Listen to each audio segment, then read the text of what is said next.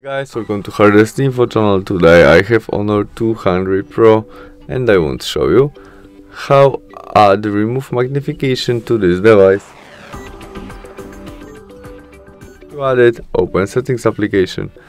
In it we look for our accessibility selection, enter accessibility. Now we scroll down and look for our magnification, which is in our there. Now we must turn on first function, and to activate it, triple touch the screen.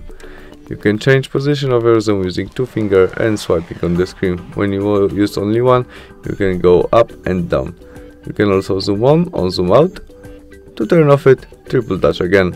And that's all. Thanks for watching. See you soon. Bye.